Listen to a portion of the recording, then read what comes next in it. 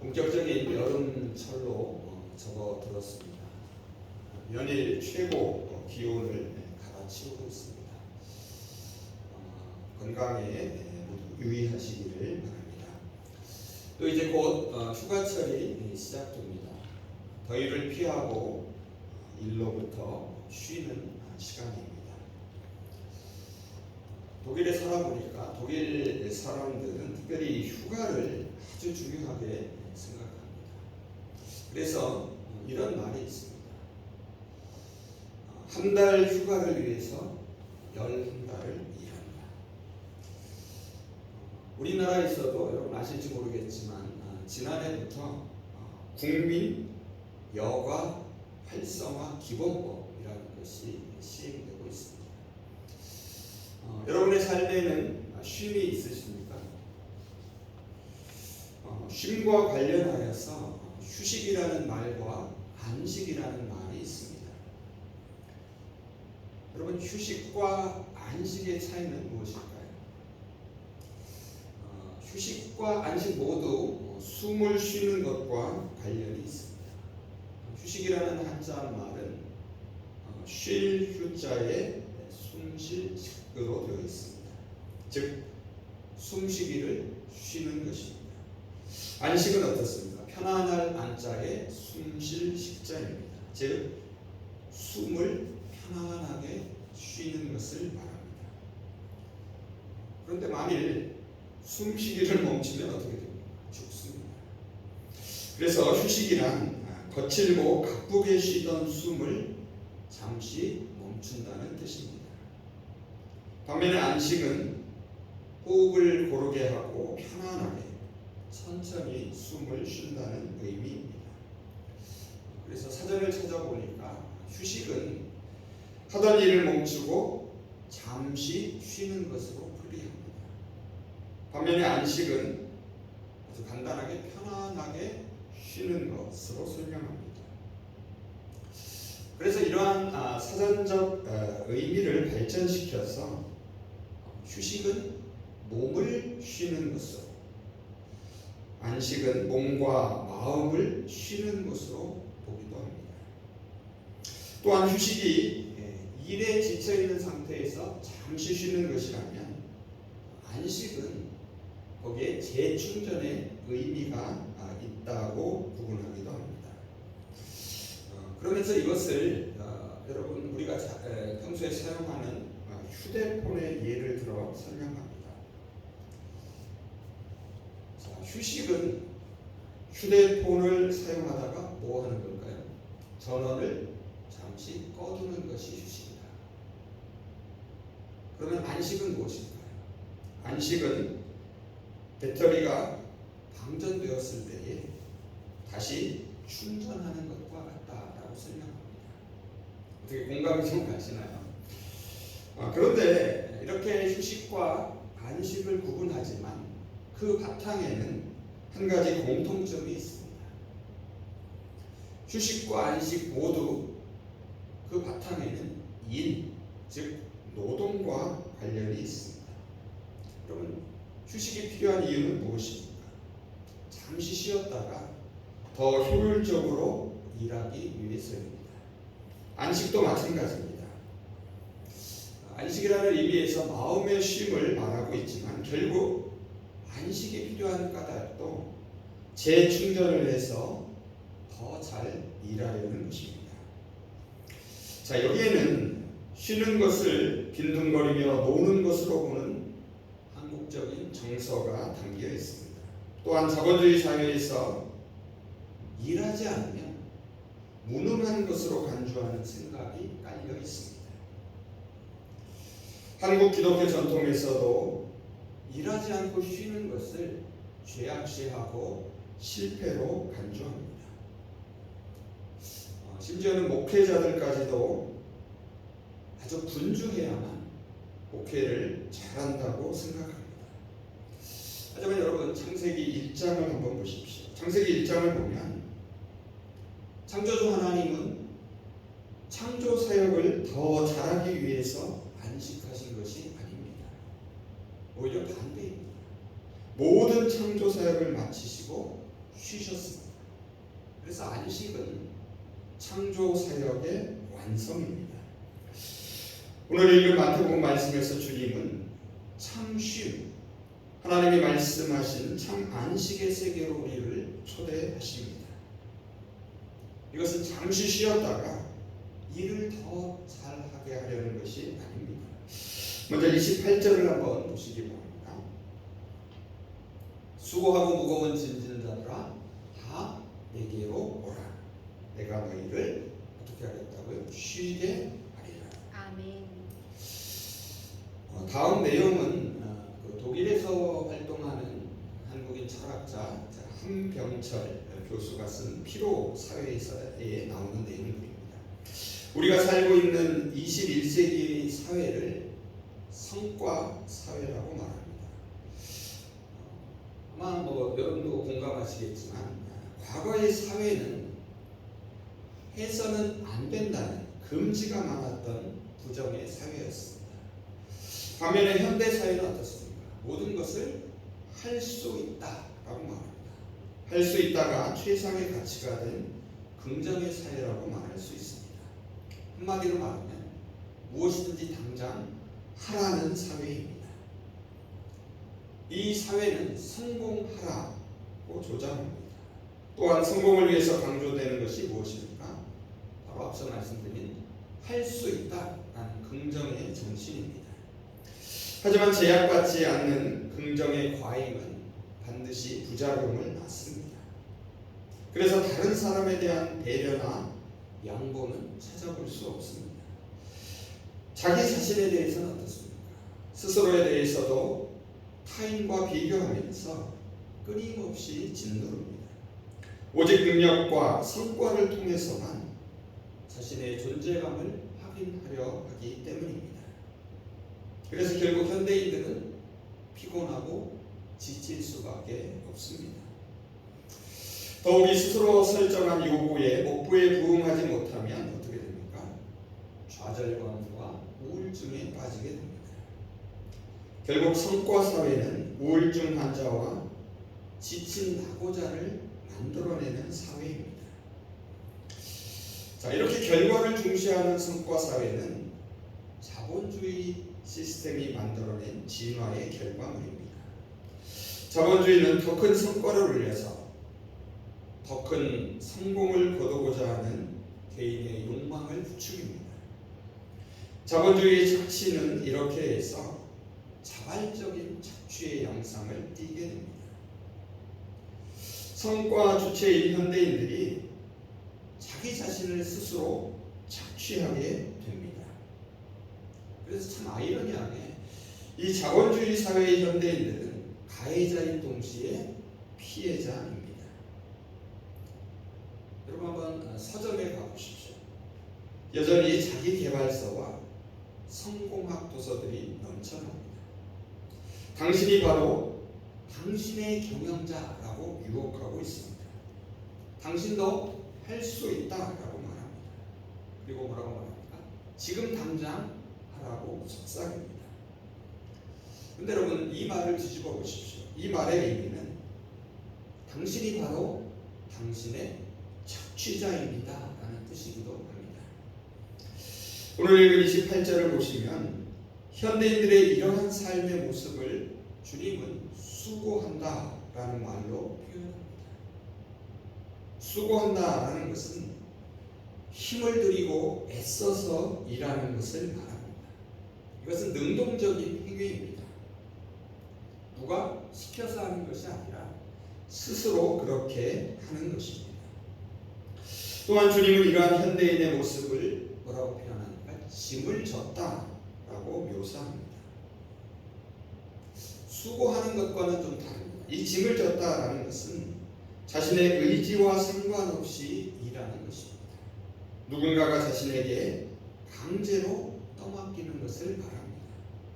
이것은 수동적인 행위입니다. 스스로는 하고 싶지 않습니다. 하지만 억지로 할 수밖에 없는 현대인의 삶의 모습을 보여줍니다. 저와 여러분의 삶도 이와 크게 다르지 않습니다. 결국 이 땅을 살아가는 모든 사람은 수고하며 살아갑니다. 무거운 짐을 지고 살아갑니다.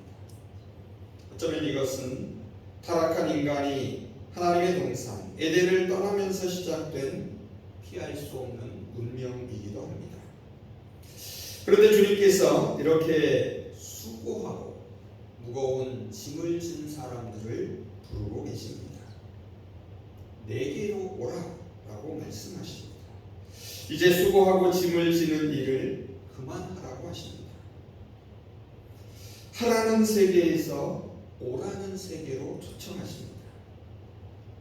오라는 초청에 응답하는 사람에게 주님은 쉼을 약속하십니다. 여러분, 여기서 쉬게 해주시겠다라는 것은 단순히 육체적인 수고와 무거운 짐으로부터 편안하게 해주겠다는 말이 아닙니다. 힘겨운 노동으로부터의 멈춤만을 의미하지도 않습니다. 주님께서 여기서 쉬게 해주시겠다라는 것은 생명의 기운을 되찾게 해주시겠다라는 뜻입니다. 쉼은 숨과 관련이 있습니다. 숨을 쉬며 살아가는 사람에게는 반드시 쉼이 필요합니다.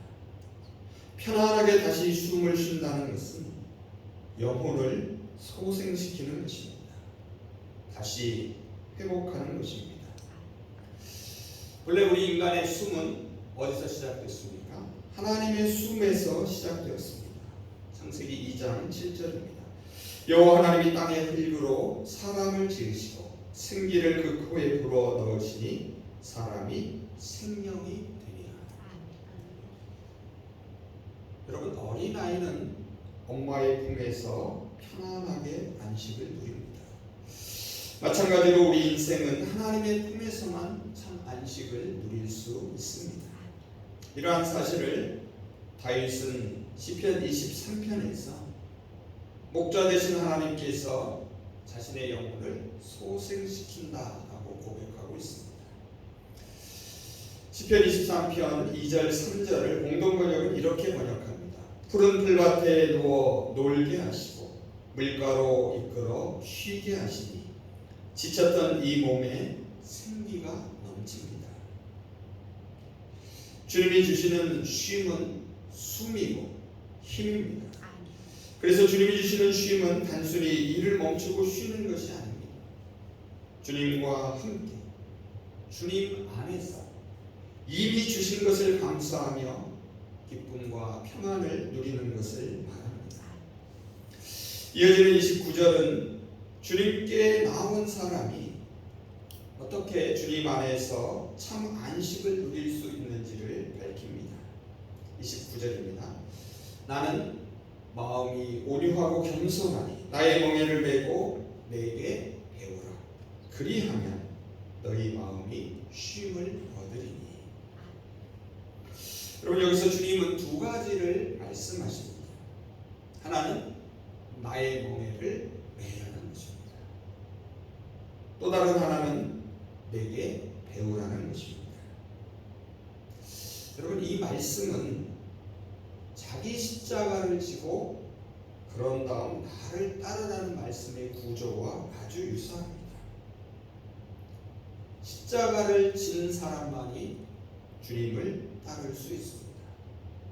주님을 따르려는 사람은 먼저 자신의 십자가를 져야 합니다. 마찬가지입니다. 주님의 멍에를 맨 사람만이 주님에게 배울 수 있습니다. 주님에게 배우려는 사람은 먼저 주님의 멍에를 함께 져야 합니다. 그래서 주님의 멍에를 매는 것과 주님에게서 배우는 것은 동전의 양면과 같습니다. 주님은 왜 주님의 멍에를 메고 주님에게서 배워야 하는지 그 이유를 밝힙니다. 29절 앞에 나오고 있습니다. 왜냐하면 주님은 마음이 온유하고 겸손하기 때문입니다.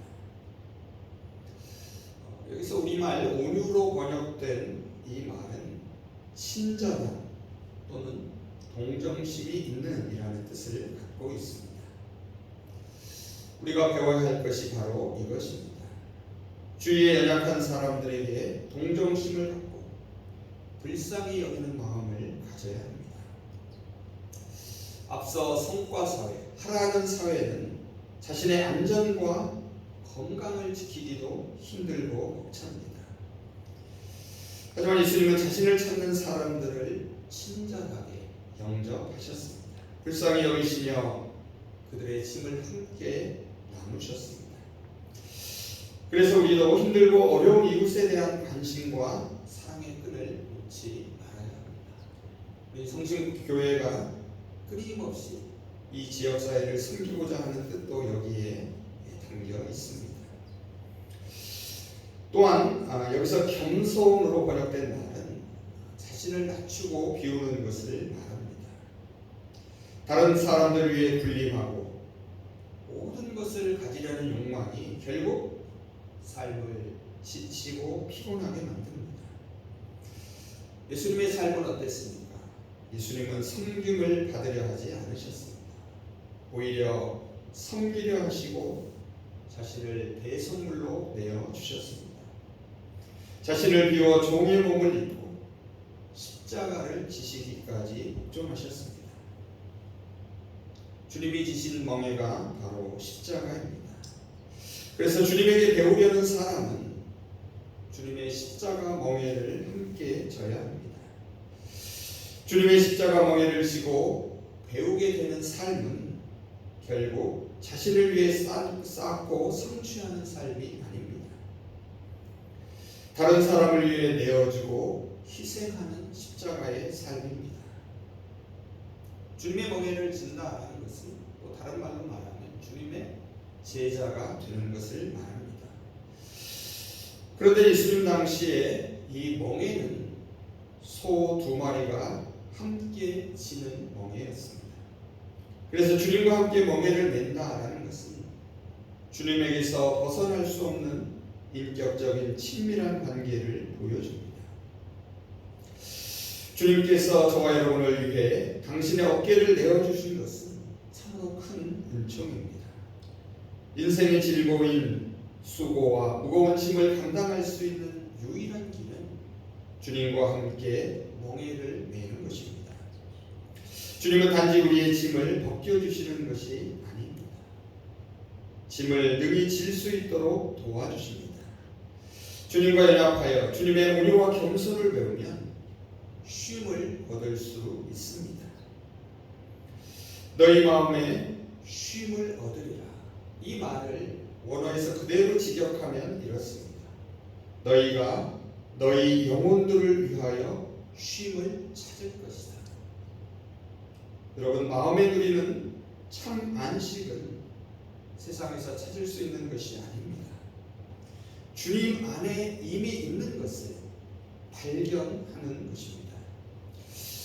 마지막으로 왜 주님의 멍에를 메고 주님에게 배우면 쉼을 얻을 수 있는지 그 이유를 30절에서도 밝히고 있습니다. 왜냐하면 내 멍에는 쉽고 내 짐은 가볍기 때문이다. 여기서 내 멍에가 쉽다라는 말을 다른 성경들은 내 멍에는 편하다라는 말로 번역합니다. 그런데 이 쉽다라는 말은 본래 부드럽다, 좋다, 적합하다, 알맞다라는 의미입니다. 또한 유용하다, 가치가 있다라는 뜻도 담겨 있습니다.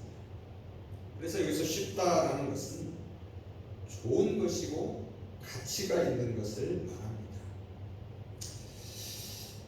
여러분, 우리 그리스도인들이 주님의 멍에를 매는 것은 그래서 좋은 일입니다. 그리고 참으로 가치가 있는 일입니다. 주님을 따라 살아가는 삶은 가치 있는 삶입니다. 그래서 무거운 짐도 가볍게 느껴집니다. 아마 여러분도 그런 경험이 있으실 것입니다. 아무리 무거운 짐이라도 그것이 의미 있고 가치 있고 좋은 일이라면 우리가 기꺼이 그 짐을 질 수 있습니다. 하지만 아무리 가벼운 짐이라도 아무 의미도 없고 가치도 없다면 참으로 버겁습니다. 더욱이 그것이 좋은 일이 아니라면 그 무게에 우리는 짓눌릴 수밖에 없습니다. 또한 내 짐은 가볍다에서 이 가볍다로 번역된 말은 견디기 쉽다라는 뜻입니다. 앞선 말씀과 맥락을 같이 합니다. 주님과 함께하면 모든 짐이 없어지는 것이 아닙니다. 주님과 함께한다고 모든 짐이 순식간에 가벼워지는 것도 아닙니다. 주님의 멍에를 메고 주님께 배우면 어떤 무거운 짐도 우리가 능히 견딜 수 있다는 것입니다. 이미 우리가 주님 안에서 생명을 누리기 때문입니다. 여러분, 생명보다 더 귀하고 가치 있는 것이 어디 있습니까? 이 세상에서의 삶이 수고와 무거운 짐으로 느껴지는 것은 우리 스스로의 노력으로 생명을 얻고 그 생명을 완성하려고 하기 때문입니다.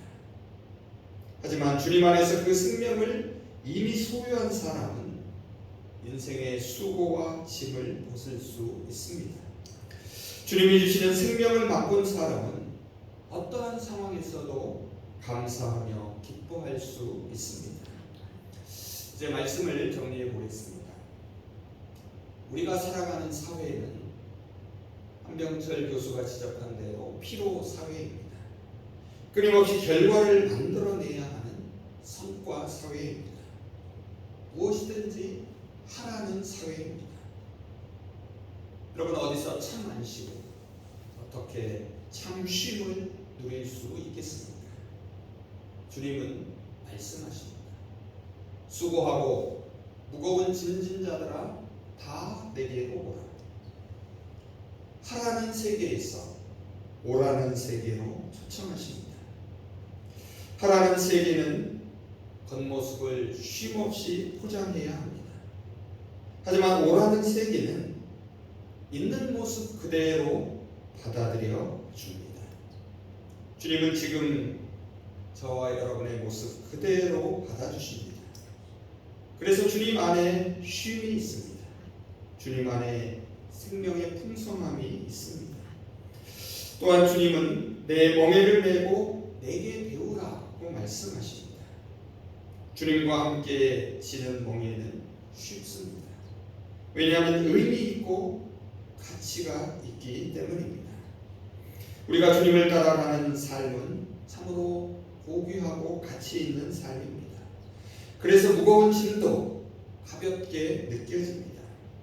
아무리 무거운 짐이라도 의미 있고 가치 있고 좋은 일이라면 우리는 기꺼이 그 짐을 감당할 수 있습니다. 그렇다고 우리가 모두 주님의 제자들처럼 생업을 포기하고 복음을 전하는 일에 전념하라는 것이 아닙니다. 모두가 신학을 공부하고 교회 일에만 헌신하라는 것도 아닙니다. 오히려 저와 여러분이 하는 모든 일들이 주님이 함께 하시는 의미 있고 가치 있는 일임을 깨닫고 일하라는 것입니다. 우리가 하는 일들을 마지못해 하는 것이 아니라 온유와 겸손으로 다른 사람을 섬길 수 있는 일임을 알고 기쁨으로 행하라는 것입니다. 스스로 모든 것을 하려고 수고하고 애쓰지 마시기 바랍니다. 주님께 기대어 주님께 맡기면 주님이 우리와 함께 하십니다. 주님은 저와 여러분에게 하라고 말씀하지 않으십니다. 그냥 오라고 말씀하십니다. 주님께 오는 사람은 누구나 참 안식, 생명의 풍성함을 누립니다. 이제 주님이 오라고 하시는 초청의 말씀을 들으며 설교를 마치겠습니다. 공동 번역으로 읽습니다.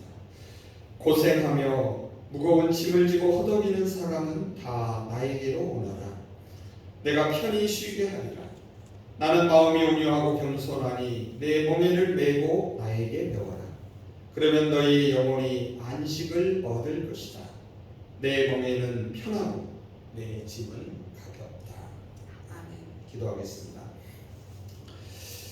지금도 내게 오라고 말씀하시는 주님, 지금 있는 모습 그대로 저희를 받아주시고 품어주시는 주님, 주님 안에서 생명의 풍성함을 누리게 하여 주시옵소서. 수고하고 무거운 짐을 오려하고 겸손하신 주님께 온전히 맡기게 하시고 주님의 어깨를 저희에게 내어 주시어서 저희로 주님과 함께 기쁨과 감사로 주님의 멍에를 함께 매게 하여 주시옵소서. 주님이 주신 생명의 풍성함으로 저희에게 언제나 참 쉼을 주시고 새 힘을 주시옵소서. 이제 주님과 함께 함으로써 저희가 하는 모든 일들이 의미 있고 가치 있게 하시고 주님과 함께 함으로써 어떠한 일도 능히 감당하게 하여 주시옵소서. 예수 그리스도 이름으로 기도합니다. 아멘.